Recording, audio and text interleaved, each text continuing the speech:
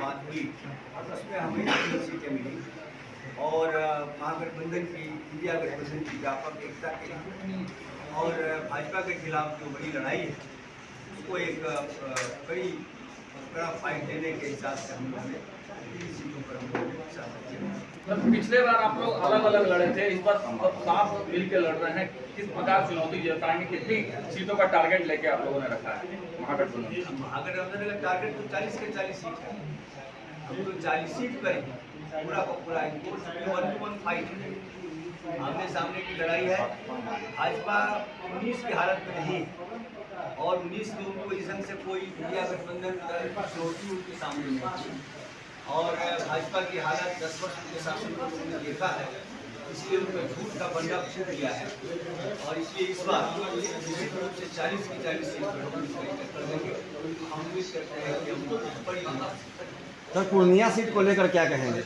जिस तरह से पप्पू यादव भी कह रहे हैं कि हम भी चुनाव लड़ेंगे और राजू से बीमा भारती को भी। अब देखिए, उनको हम समझते हैं कि जब तालमेल हो गया है तो इसका रास्ता निकल जाएगा। जब उनकी मांग पिछली बार लड़े थे, कई बार के वहाँ से सांसद ये जो भी विषय है इससे राजद और कांग्रेस बोलिए तो यार आपस में कोई विवाद है ठीक करते हैं, हल कर दिया जाएगा। श्रमिक नहीं है तो स्कीम उनको मामूली राशि पर सटाया जा रहा है।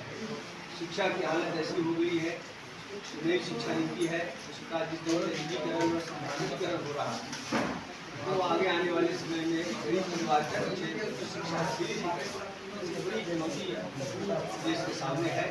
ऐसे दौर में ये चुनाव हो रहा है, चुनाव के पहले चरण नामांकन का काम खत्म है, दूसरा चरण हम लोग आज है, चुनाव प्रचार भी शुरू है और हम लोग भी पहले हम लोग बताए ऐसे ही प्रमुख मुद्दों के साथ हम लोग कर रहे हैं और बिहार में खासतौर से न्याय का सुधार हुआ है। हमारे जो विरोध मंत्री विधायक हैं उनके साथ जो हुआ और उनके साथ साथ कुल 23 को कारावास की सजा दी गई है।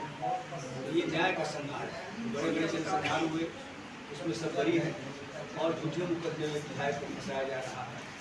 ये सब एक बड़ा एक लोकतंत्र पर, एक यहाँ की लोकतांत्रिक संरचना पर, ढांचे पर एक बड़ा हमला है। इन सब सवालों के साथ हम लोग भी चुनाव प्रचार में जुड़े रहे हैं।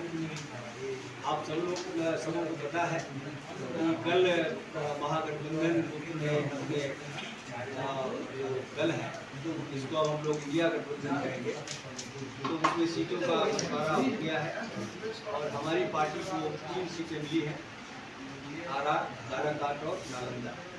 बीजेपी हमारी मांग ज़्यादा की थी लेकिन जो भाजपा के खिलाफ लड़ाई की ज़रूरत है और जो व्यापक जो विपक्षी दलों की इंडिया गठबंधन की एकता के मद्देनजर हम लोगों ने कई महत्वपूर्ण सीटें छोड़ दी और हम 3 सीटों पर हम लोग लड़ेंगे और बिहार में महागठबंधन को बड़ी जीत मिले, भाजपा को बड़ी हार मिले, इसके लिए पूरा गठबंधन मिल करके चुनाव में उतरेगा।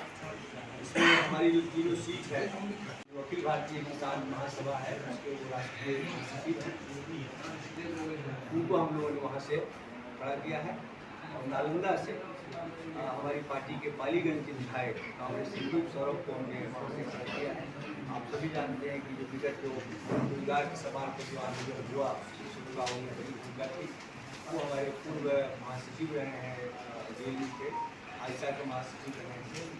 ये 3 लोगों का आपको हम लोगों ने लोकसभा में उतारा है और एक जो सीट उपचुनाव होने जा रहा है लियाओं विधानसभा क्षेत्र का, वहाँ से हम लोगों का जो RYA है इनकलाबी नौजवान सभा उसके राज्य सचिव कॉमरेड सिंह प्रकाश रंजन उनको हम लोगों ने वहाँ से खड़ा किया है।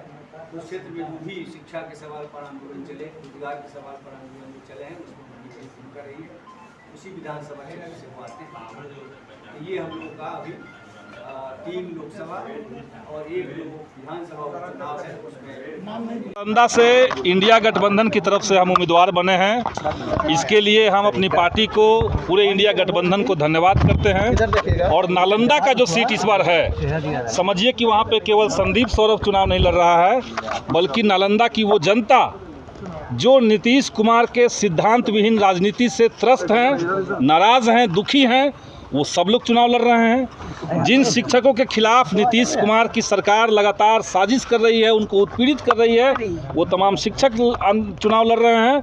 और जिन युवाओं को महागठबंधन की सरकार ने नौकरियां दी और नौकरी की संभावनाएं जताई, और जिसको एनडीए गठबंधन ने ख़त्म किया, पेपर लीक करवा दिया, वो तमाम युवा वहाँ से चुनाव लड़ रहे हैं।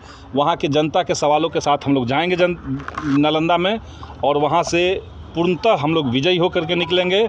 और इस बार बिहार के अंदर एनडीए का खाता भी नहीं खोलेगा, क्योंकि सब लोग जान रहे हैं कि एनडीए से बड़ा भ्रष्ट कोई पार्टी नहीं, बीजेपी से भ्रष्ट कोई पार्टी नहीं है। जो भी सुना कि किस तरीके से ईडी का छापा पड़ता है, और तत्काल ईडी जो है, वो जो कंपनी है, वो तत्काल बीजेपी को चंदा देती है। तो इस तरह की पार्टी जो जनता के पैसे को लूट रही है, यहाँ तक कि विदेश के पैसे भी लिए गए इलेक्टोरल बॉन्ड के माध्यम से, उनको सबक सिखाया जाएगा। और इस बार देश में बीजेपी का पत्ता साफ हो जाएगा। 400 पार लाएंगे इस बार। 400 पार जो कहा जा रहा है, वो सिर्फ एक जुमला है। जैसे उनका जुमला था 15 लाख दे देंगे रोजगार में सबके खाते में।